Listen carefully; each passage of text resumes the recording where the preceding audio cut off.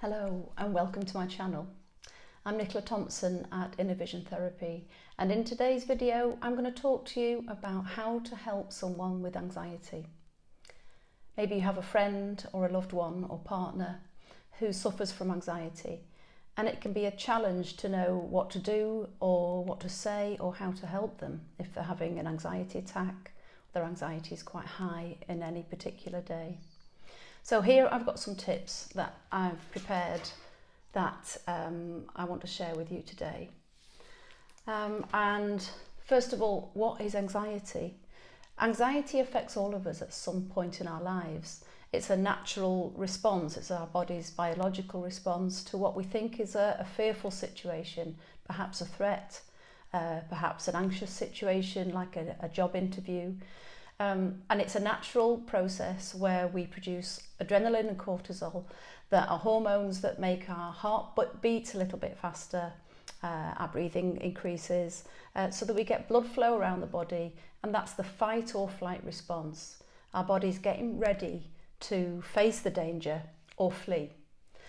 And somebody who suffers from a lot of anxiety, maybe that anxious feeling takes longer to go away. Maybe they stay anxious for longer, and that can be really tiring and really stressful.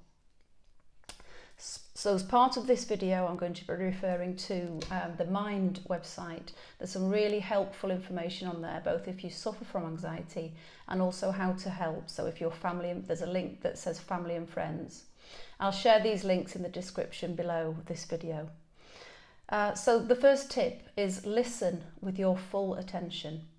So really listen, ask them how they are, ask them how they're feeling, and listen to what it is they have to say without offering opinions or suggestions. It's really important that they're heard, so important to listen. The next one, understand that anxiety is different for everyone. This is also so important. Everybody suffers it in different ways. It feels different for different people. Somebody with anxiety could also feel differently one day to the next. So don't assume you know how they feel. And also what works for you might not work for somebody else. So the next tip is don't try to fix them. Don't think that you can say, oh, it'll be fine, or you're just being silly, or it'll pass. The important thing is to be there for them if they are suffering. Don't think that you can try to fix them or talk them out of it. And the next tip is ask them what they need and listen. There's that listen word again, but ask them what they need. The person might know what it is that they need. It might be silence, it might be company, it might be to go for a walk outside with you. It might be to sit still, it might be to help them with their breathing. So generally the person will know what they need. So it's important to ask them, what do you need? How can I help you? And then listen to what it is they say. Sometimes if the anxiety is quite high, they might not know what they need. And it's important then that you're just a reassuring presence, keeping them company, helping them stay calm, possibly helping them to remember to breathe. And that can be enough to make sure that you're with the person, you're staying with them until they come through. Another point, the next tip is check in with them regularly. So check how you're feeling today. You could even ask, how's your anxiety today? It's something that doesn't go away very easily. It's something that people sometimes have to learn to live with. By asking them, how is your anxiety today? You're validating it. You're not avoiding the word, you're not avoiding the fact that this is how they feel. You're showing them that you care, that you're interested, and you're doing your best to understand. And my last point for the video today is be mindful of your own actions. What I mean by this is, if you make an arrangement, do your best to stick to it.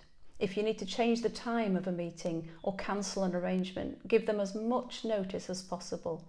Sometimes an anxious mind can play tricks on you, and somehow if somebody has to rearrange or cancel a meeting or an appointment, the anxious person can sometimes feel that it's their fault. So if you can reassure them by giving them as much notice as possible, sticking to any arrangements that you make, doing your best not to be late, or if you're going to be late, text them, let them know. It's going to help them feel less anxious and more that they're not being a burden to you. That's something that very often somebody with anxiety will feel this is too much for someone else, and they may avoid contact with you, they might want to avoid going out. So it's so important to show that you do understand the best you can, show that you're there for them, and that this anxiety is very real.